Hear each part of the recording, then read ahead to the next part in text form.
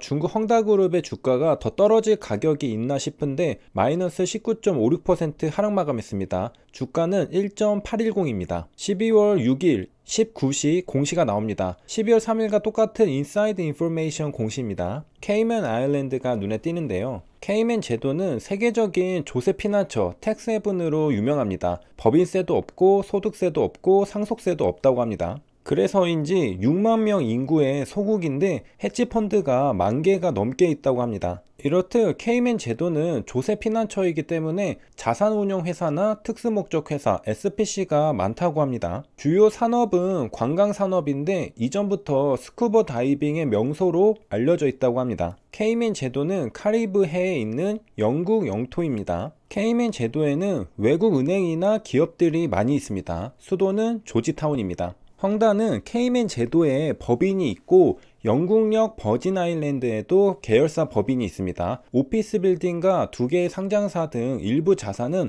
홍콩에 있지만 대부분의 자산이 중국 본토에 있습니다. 그래서 헝다의 해외 채권자는 소송을 밟아도 원금 회수가 어렵다고 합니다. 중국 본토에 핵심 자산이 있기 때문에 해외 법원의 효력이 못 미친다는 것이죠. 2021년 9월 29일 뉴스 기사입니다. 이미 9월달부터 해외 채권자들은 내 돈 못 돌려받는 게 아닌가 근심 걱정에 쌓이고 있었습니다. 해외 채권자들은 현재 상황에 대한 중국 정부의 의중 파악을 위해 절치부심하고 있습니다. 일부 자산관리 회사들이 비공식적으로 중국 정부와 접촉해 다음 절차가 무엇인지 알아내려고 노력하고 있다고 합니다. 상당수의 해외 채권자를 대변하고 있는 법률회사의 파트너는 말합니다. 자산 가치가 얼마인지 얼마나 채권자에게 지급할지 그런 문제가 아니다. 중국 정부와 중국 내 대주주들이 얼마나 해외 채권자들이 회수할 수 있게 할 것인가 하는 문제이다. 그러니까 중국이 돈을 돌려줄 의지를 보여줄 것인가 아닌가의 문제라는 것이죠. 돈이 있어도 중국이 돌려주지 않으려고 한다면 못 돌려받을 것이라는 겁니다.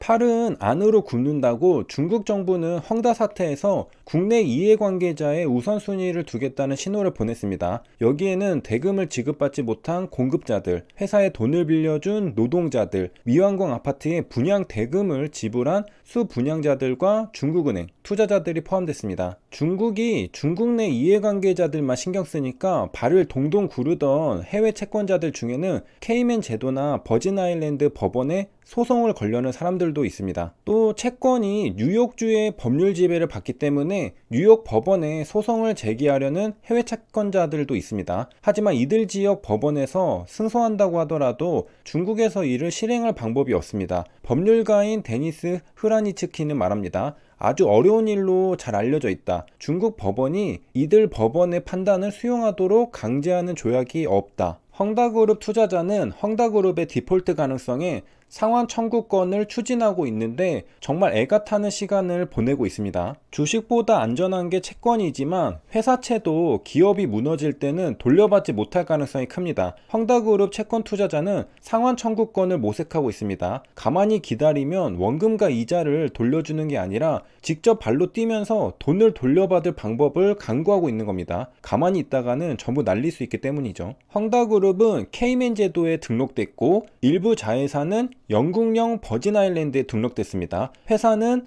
홍콩에서도 자산을 보유하고 있지만 대부분 자산은 중국 본토에 있습니다. 내가 해외 채권 투자자라면 도대체 어디에서 내 돈을 돌려받을 수 있을지 눈앞이 깜깜할 것 같습니다. 한 변호사는 말합니다. 해외 채권 보유자의 상환 청구는 중국 법원의 승인을 받기 어려울 것으로 보인다. 미국 소송 전문 로펌 퀸 엠마뉴엘의 변호사는 헝다그룹과 자회사가 케이맨 제도와 영국령 버진 아일랜드에 등록돼 있기 때문에 해외 채권 보유자는 두 곳에 있는 법원을 통해 상환 청구를 신청할 것이라고 추측했습니다. 중국 헝다그룹은 중국 부동산 기업인데 채권 상환 청구 소송은 중국에서 신청한다고 보지 않는 것이죠. 중국에서 사업을 하는 기업이지만 조세 회피처인 케이맨 제도와 영국령 버진 아일랜드에 등록된 기업이기 때문이죠. 중국 본토 법원에 소송을 걸어도 이길까 말까 한데 케이맨 제도와 영국령 버진 아일랜드 법원에서 소송을 건 다음에 중국 본토에 소송 결과를 토대로 채권 상환 청구를 해야 하는 겁니다. 중국 본토에서는 들어줄 가능성이 더욱 떨어지겠죠. 남의 나라의 소송 결과를 중국 본토가 받아줄 리가 없죠. 중국 헝다그룹의 공시에 케이맨 아일랜드가 적혀 있는 것은 여러 가지 의미가 있었습니다. 헝다그룹은 중국 기업이지만 조세 회피처인 케이맨 제도에 등록된 기업이었다는 사실과 해외 채권자들에게는 구체적으로 어느 법원에 소송을 걸어야 하는지 알 수 있었죠. 그리고 중국 본토에서 소송을 진행하는 게 아니기 때문에 절차가 굉장히 복잡해진다는 것도 느낄 수 있었습니다. 공시 내용은 리스크 매니지먼트 커미티를 구성했다는 내용입니다. 이름과 백그라운드를 설명해 줍니다.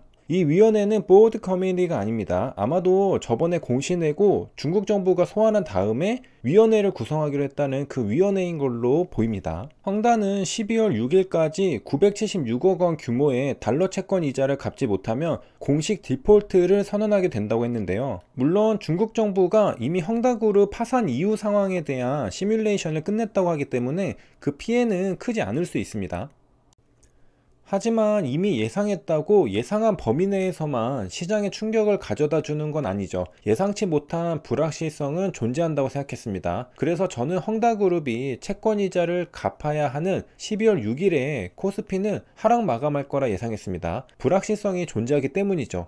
혹시 중국발 부동산 리스크가 글로벌 시장 전체로 퍼져나가지 않을까? 시장은 이런 우려를 할 수 있죠. 마이너스 2% 정도 하락하지 않을까 싶었는데 장중 마이너스 1.21% 밑꼬리 달고 반등해서 상승 마감했습니다. 삼성전자가 굳건히 버티고 있기 때문에 코스피는 하락해도 금방 반등했습니다. 시장 지수는 상승과 하락의 이유를 알기가 개별 종목보다 훨씬 어렵습니다. 정말 여러 가지 변수가 혼재되어 있기 때문이죠. 한 가지 이슈만 봐야 하는 게 아니고 삼성전자의 주가 흐름, 환율, 미국 나스닥의 흐름, 외국인 수급, 오미크론, 글로벌 이슈 등 정말 다양한 변수들을 종합적으로 고려하여 판단해야 합니다. 그래서 개별 종목보다 예측하기가 어렵습니다. 그냥 못 맞춘다고 생각해야 합니다. 그래서 지수는 주말 동안 어떤 이슈가 발생한다 하더라도 월요일에 흐름을 맞추기 쉽지 않습니다. 악재가 나와도 반등하고 호재가 나와도 하락하고 메이저 세력 마음대로입니다. 외국인이 각 잡고 삼성전자 풀매수하면서 주가를 올리면 지수도 들어 올려집니다. 설마 오늘도 오르겠어? 올랐습니다. 4일 연속 양봉 마감했죠. 개파락해도 밑꼬리 달고 양봉 마감 시켜버렸죠. 시장지수 ETF를 매매한다면 하루 단위로 매매할 게 아니라 당일 짧은 추세 속에서 틱틱이 해야 한다는 결론이 나옵니다. 하루 단위로는 예측할 수가 없습니다. 특히 뉴스 기사를 보면서 상승할지 하락할지 맞춘다는 건 불가능해 보입니다.